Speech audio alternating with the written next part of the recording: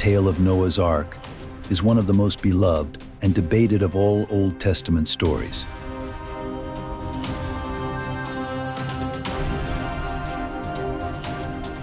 An ancient narrative that transcends religions and cultures. It has divided scholars, inspired believers,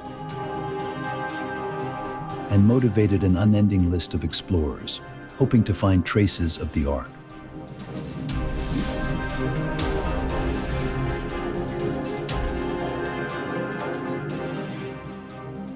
It has also managed to fuel countless theories and speculations. Is it just a myth or an undisputed historical reality, supported by an unchallenged belief in the Bible?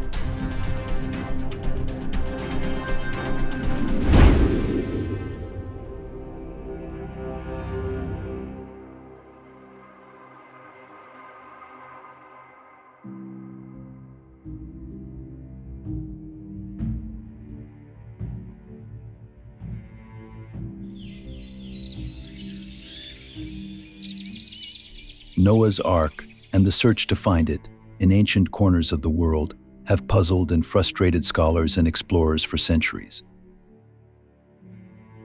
Many have claimed to have seen it, and a few even say they've touched pieces of it. The origin of Noah's Ark lies in the biblical narrative found in the book of Genesis.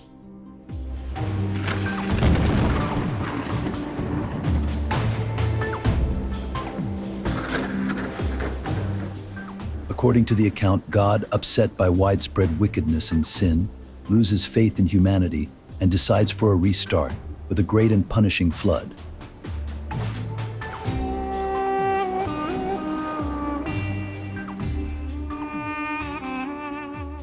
He decides to spare the righteous Noah and his family.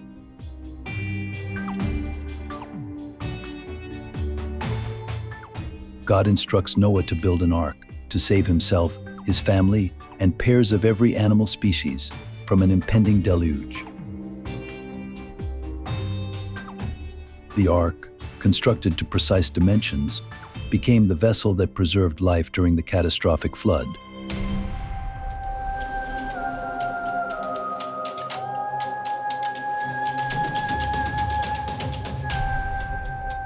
According to Genesis chapter 6, the ark was 300 cubits long, 50 cubits wide, and 300 cubits high.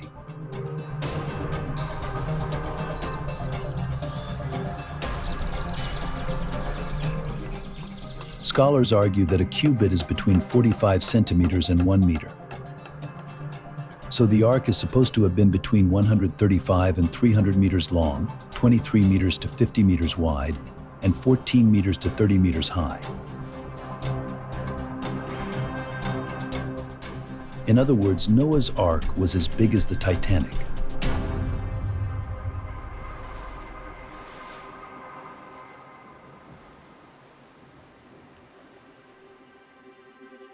If it really existed, then it was a colossal vessel for its time.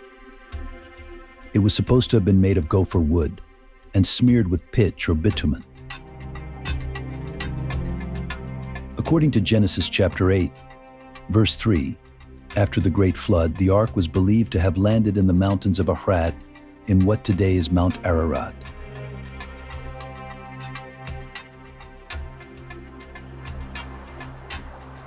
Scholars estimate the event took place around 5,000 years ago. Mount Ararat lies about 500 miles east of the Turkish capital of Ankara, near the Turkish-Armenian border. The majestic mountain is called Agri Dagi in Turkish and Mesis in Armenian. The peak is sacred to both Turks and Armenians alike.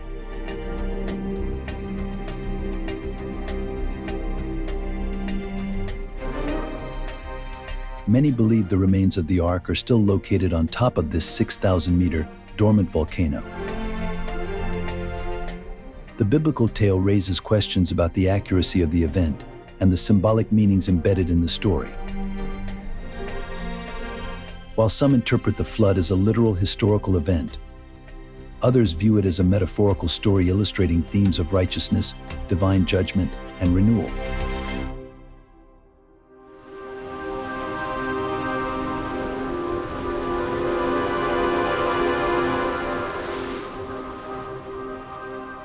The flood is the central part of the story referenced both in the Torah and the Quran. Old Babylonian epics, like the Epic of Gilgamesh and Sumerian tales of a great flood, are eerily similar to the story of the Great Flood in the Bible. Many scholars believe that these ancient Babylonian tales were influenced and inspired by Noah's Ark in the Old Testament. While many Bible scholars argue that Noah and the Ark inspired these ancient Babylonian texts, no matter what, there seems to have been a great flood, which did inspire many, if not all, of these ancient tales in some shape or form. Explorers and scholars believe that one way to put the debate to rest is to actually find the Ark or its remains.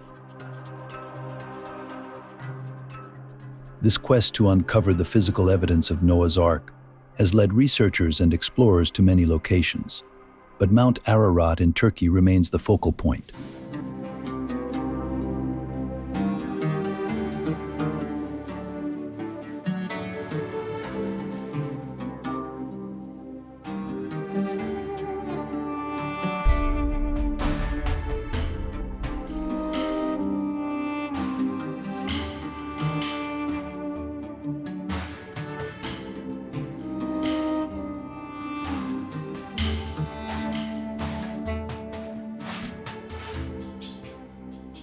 Throughout history, there have been numerous claims of sightings and discoveries related to the Ark, each sparking debates and speculations.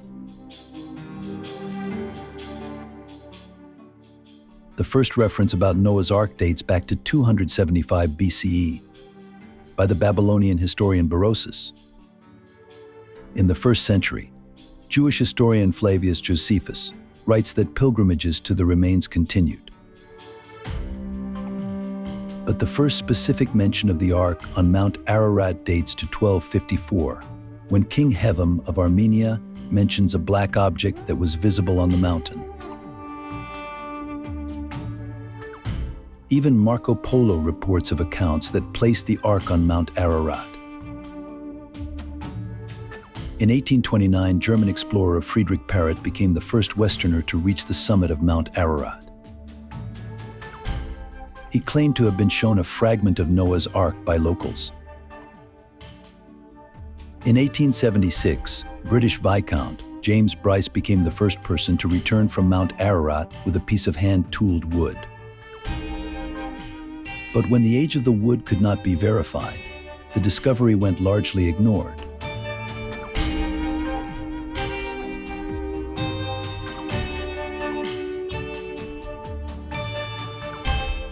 In 1908, George Hagopian, an Armenian from Istanbul, claimed to have discovered the Ark on Mount Ararat.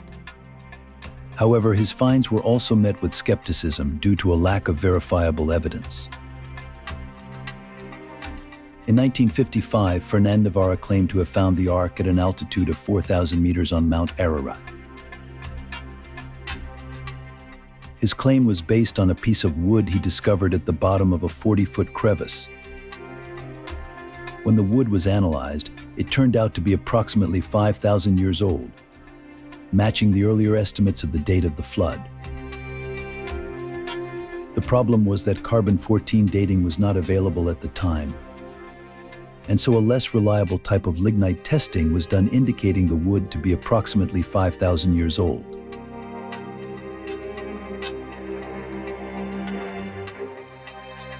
Also, even if it was old enough, there was no way to prove the wood was part of Noah's Ark. Although many scholars disputed the claims, the discovery still made headlines around the world.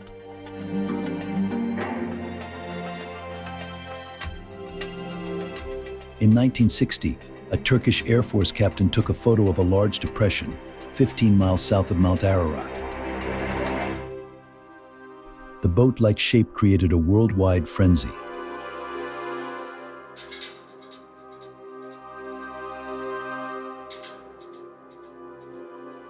But when an expedition was mounted to the location, researchers discovered that the shape was actually a natural depression formed by a lava flow.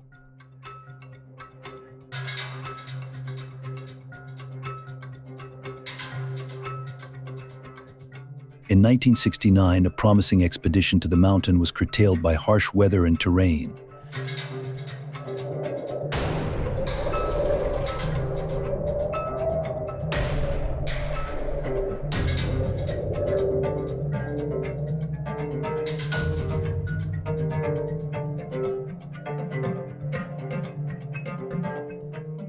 Still, the team found a piece of wood lodged in the ice. When the wood, like the one found by Navarro almost a decade earlier, was analyzed, it turned out to be a piece of oak. But then, with carbon dating readily available, the test determined the wood to be much younger than the supposed time of Noah's Ark. Expeditions and searches continued into the next decades. Most of the expeditions faced the challenges of conducting archaeological research in the remote and treacherous terrain. And compounded by the passage of time and the lack of definitive proof, no conclusive evidence was revealed.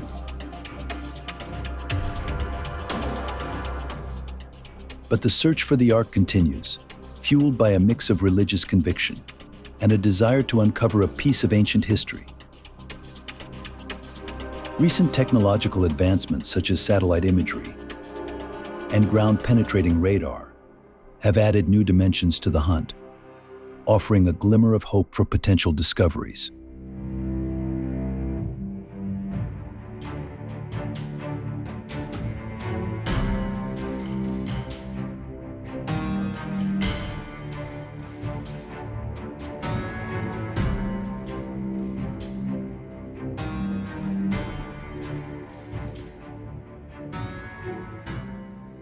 As the search for Noah's Ark persists, a myriad of theories and speculations have emerged, each offering a unique perspective on the nature and size of the Ark.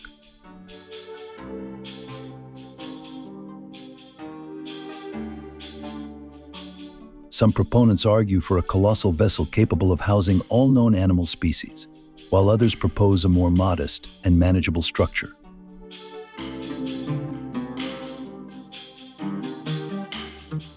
The clash between scientific scrutiny and religious belief continue to create a complex tapestry of theories.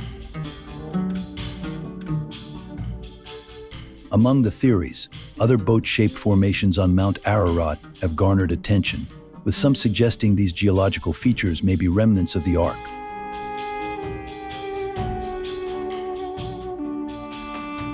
Skeptics claim these structures to be just natural formations, shaped over millennia by volcanic lava and the weather.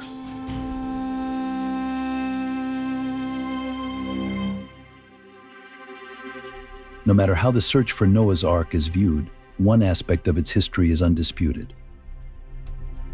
The mystery and legend of the Ark have permeated human culture, leaving an enduring impact on art, literature, and popular imagination.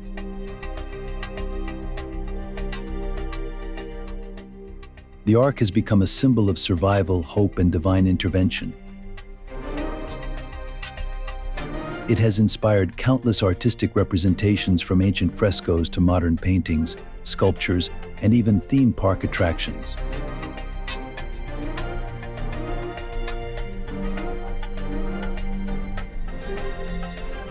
The cultural impact of Noah's Ark extends beyond the realms of art and literature.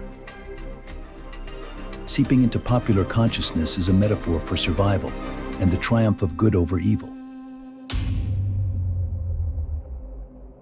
Despite centuries of exploration, the mystery of Noah's Ark remains unresolved.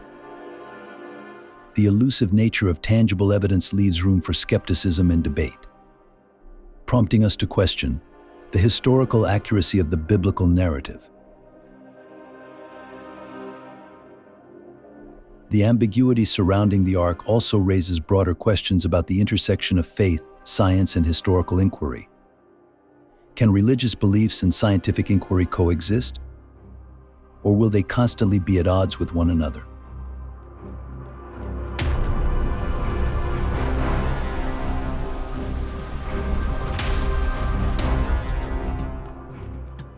Noah's Ark serves as a microcosm of the broader tensions between faith and reason that have defined human intellectual history. From the biblical tale to archaeological endeavors, scientific debates, cultural influences, and lingering questions. The story of Noah's Ark continues to resonate across time and cultures. The story of Noah's Ark continues to resonate across time and cultures. Noah's Ark remains an enduring mystery that invites us to explore the complexities of a shared human history.